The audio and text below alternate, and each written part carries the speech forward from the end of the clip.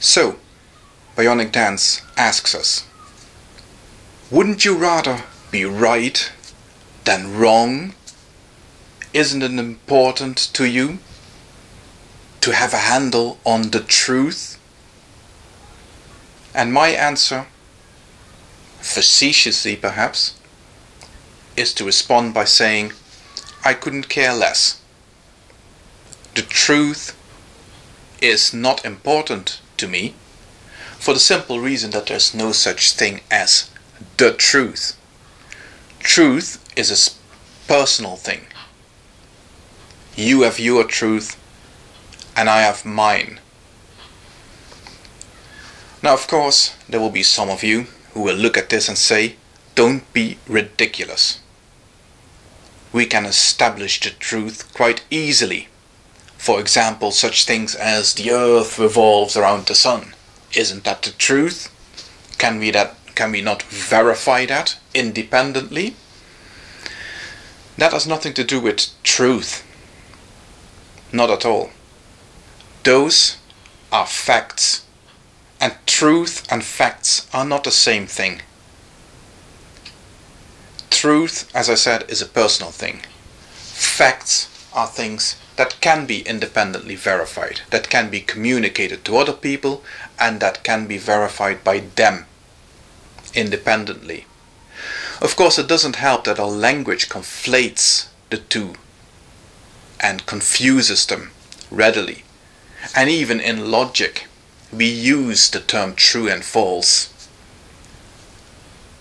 but they're not used in the way that they're supposed to be used, or that they're often used by religious people, for example.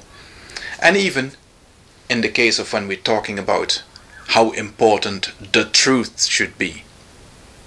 Ultimately, there is no such thing as the truth. Now, are facts important? Is it important to be right or wrong about the facts? It depends what facts you're talking about. Say, for example,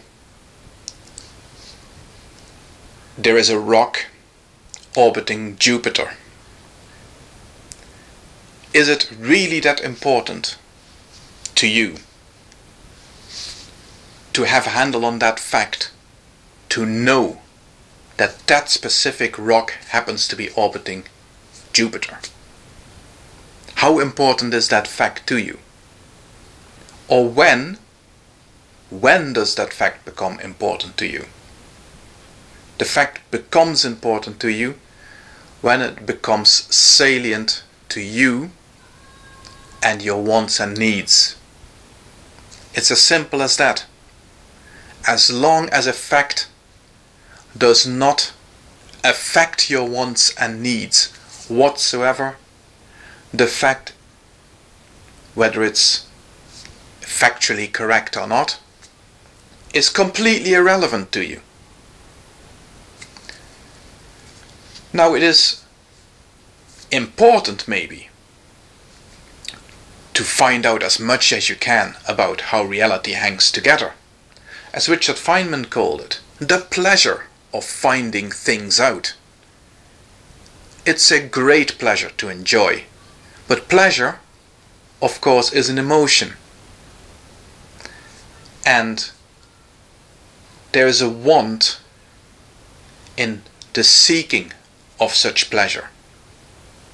And I am not ashamed to admit that my interest in science and my interest in finding out as much as I can facts about how reality hangs together and how things work and how it all hangs together is purely driven, if not by my need to survive and my want to live a healthy, long life, then by the sheer want, desire to feel that pleasure to find things out. That is what drives me. But is that truth? Of course not. It's just my emotional desire to feel that pleasure. And rationality is a great tool to help you find out more about reality, to help you build an ever more accurate picture of how reality hangs together, so that you can satisfy as many of those wants and needs as you can think of, to make the most out of your life, to make your life as satisfying, emotionally satisfying as possible. But when rationality becomes its own goal, when rationality becomes your religion, when you think you can find the truth by being rational, you've lost the plot.